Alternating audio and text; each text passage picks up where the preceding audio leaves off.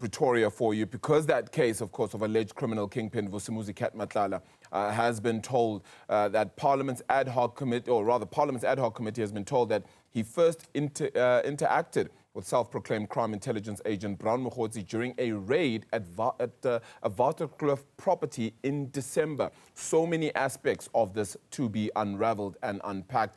Iman, let me cross it over back to you then, and let's get a little bit more when it comes to the testimony from Cat Matlala yesterday. Arabile, thanks for that. And I think it's important to get a view from inside the room. Of course, we saw MPs put up their own performance in terms of follow-up questions and the things that they thought it was really important Vusimuzi Cat Matlala give evidence around. The question is he able to produce those receipts? And I want to bring in the MKP's Sibonelo Nomvalo to share with us their perspective on the line of evidence that was given yesterday, the testimony that Vusimuzi Cat Matlala was able to provide on day one, and potential other sources of inquiry and lines of inquiry they might be pursuing today. And we'll touch on the motion of no confidence issue a little bit later on. But MP Sibonelo Nomvalo joins me now. Good morning and welcome to the program. Good morning, Imani, and good morning to the viewers at home.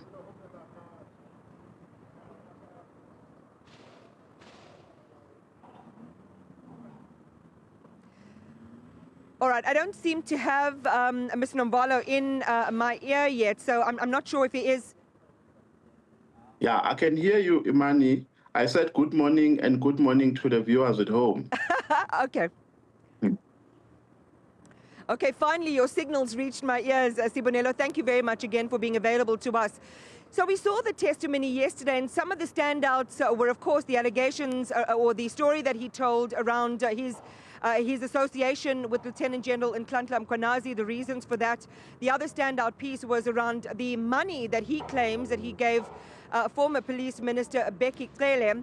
And just share with our viewers your perception of his testimony yesterday and whether you buy the story that he is sharing with MPs.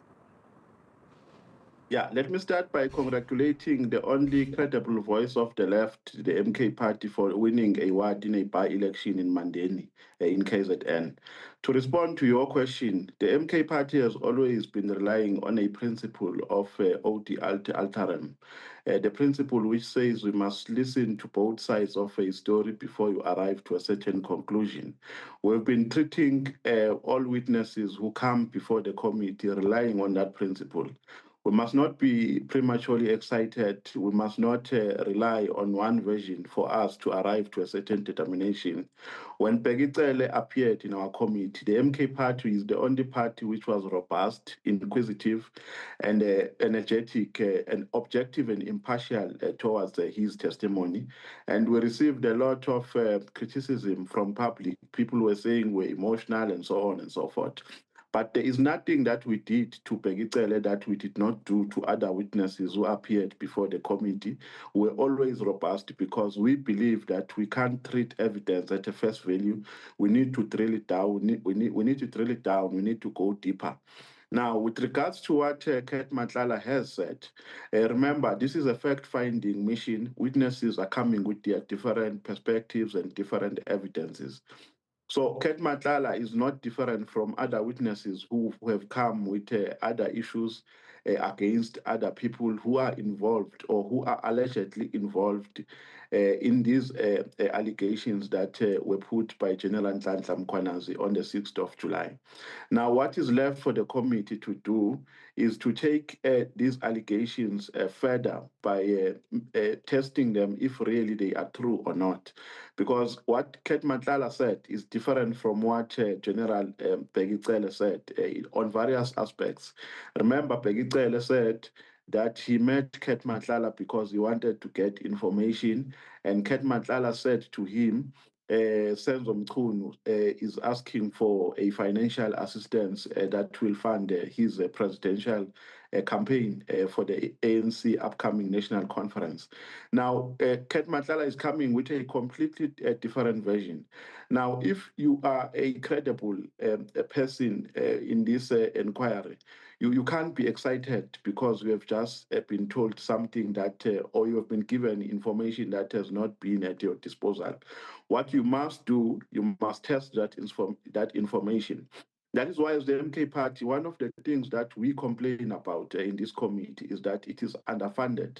The result of which we do not have even an investigator, a forensic investigator, that can take our investigation to another step, because relying on oral evidence tendered by witnesses is not enough, is not sufficient. We must take it deeper so that our findings and their recommendations are going to be credible in future, and when they are tested in court are not going to be set aside on the basis that we failed to satisfy some legal elements. Now, that is our great concern as the MK Party. The committee is underfunded, but Cat Matlala, the evidence that he has given is no difference to an evidence that has been given by other witnesses, and that gives an opportunity, a responsibility to the committee to take all these allegations further. Yes, Sibonelo, I'm so sorry. You know, we don't have the luxury in morning television, unfortunately, to have the kind of time we might have in the ad hoc committee.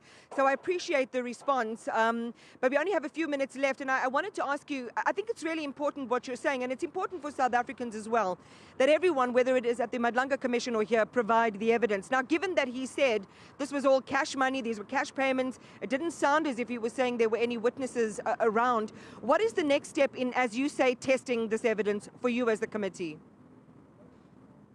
No, remember, he said he withdrew that money. He ordered it from the bank because the bank doesn't allow you to withdraw from the ATM money, which is above 50,000.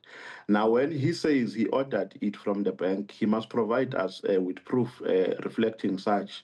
That is why I'm saying a forensic investigator was going to be relevant in that regard and in this context. Unfortunately, we don't have a forensic investigator. But one of our greatest concerns, Imani, is that we feel as the MK Party that Cat Matlala was treated a bit special yesterday. For the first time, the ad hoc committee, and we raised it with the chair and with other members of the ad hoc committee, for the first time it entertained a statement which has not been signed and a statement which has not been commissioned. When you do that, you are actually violating the very same principles that we have established for the committee, because the committee has been interviewing all the witnesses that have appeared thus far, relying on the evidence or on the statements which have been signed by the deponents and have been commissioned by the commissioners of oath.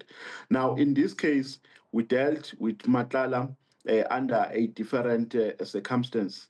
And we say that is now jeopardizing this investigation, because what we do on the left, we must be able to do on the right. There must be no perception. We must not do things which are going to trigger a perception in society that other witnesses are treated better than others. We must treat witnesses in an equal approach and on an equal way. Now, we are very disturbed by what happened yesterday, but we hope today, as his lawyers have made an undertaking, that they will come with a signed statement that such will happen indeed, because we are not going to be comfortable as the MK Party with cross-questioning a witness under a statement which has not been signed and which has not been commissioned by a commissioner of oath.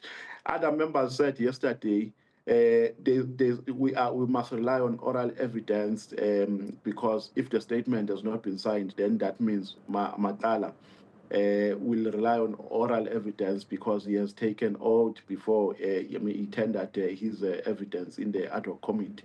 I mean, the senior counsel, when he was asking him questions, he was asking him questions based on a statement which is unsigned, saying on page so and so, this is what you say. Please clarify this. So an unsigned document has been used in a committee, and that remains our greatest concern. So I just want to pick up on that really quickly. We had your Action SA MP counterpart, Darylene James, also talk about concerns around special treatment when Cat Matlala Vusimuzi didn't want to testify on the first day, and his lawyers provided his reasons why, and they were seemed as if they wanted to entertain that. She was disturbed by that. Why do you think, if, as you say, he's getting special treatment, he is getting special treatment? Why do you think that is? No, we don't know. Indeed, there was that indication that he might not come to the committee because he is not ready. And to us, that did not make sense because remember, when Senzo Mchunu appeared before our committee, he attached in his statement an affidavit, which was, deposed to by Cat Matlala, wherein Cat Matlala was confirming that he never met Senzo Mchunu. And that affidavit was signed and commissioned. Now, when it comes to an affidavit that must be signed by him and that must be commissioned, now he says he's not ready on the basis that he did not have enough time, he changed lawyers and so on and so forth. Now, the question is, why was that not the case when he was supposed to, or when he filed an affidavit for Senzo Mchunu? So we saw that as a ploy to delay these proceedings. And as the MK party were one of the parties which said we cannot, give a special treatment to any person, notwithstanding their influence to some politicians. He's here in our facility, in a government facility.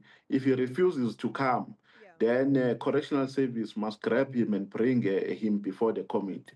But we are so happy that ultimately he cooperated, he came before the committee, and our concern is what we have only spoken about, that the statement has not been signed. But ultimately he came. But as the MK party, we're completely against him not coming to the committee while the Parliament has made all the efforts to come here in Nkosi Mampuru to interview him, because he is one of the key witnesses that we must interview as the ad hoc committee. Sibonelo, final question, and this relates more to party politics. We know that you've informed the Speaker of the KZN Provincial Legislature of your intention to set that motion of no confidence against KZN Premier Tami Ntuli.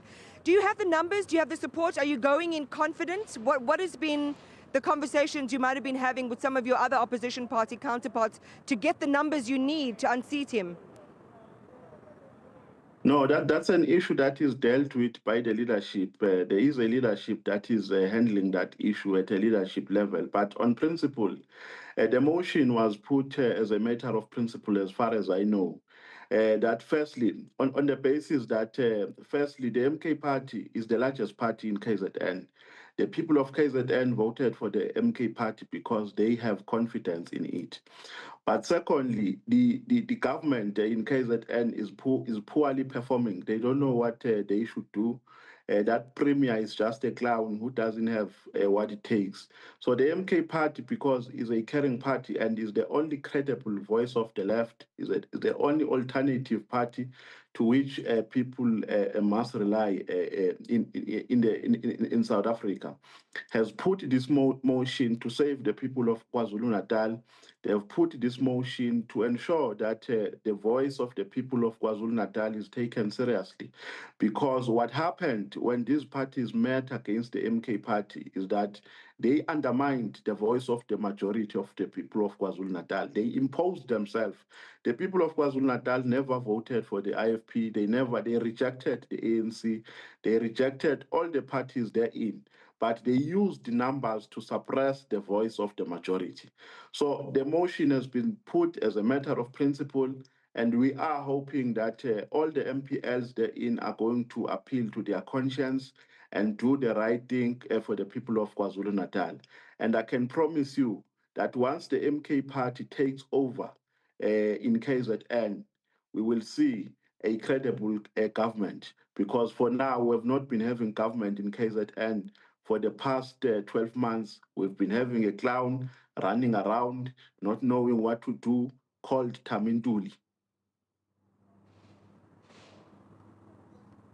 Let's just quickly go, Sibonelo, and I know I'm asking you about a number of issues relating to your party, specifically around the 17 MKP members in Ukraine. You know the scandal surrounding that and the allegations made against Duduzile Sambudla Zuma about being the person who's vetted these members. What is the latest from the MKP on the conditions that they say that they are experiencing and the false pretenses under which they were lured there? Look, what I'm not going to do here is to answer things which I do not qualify to engage on. You have Tlamulo's number, who is the spokesperson of the MK party. Call him, please.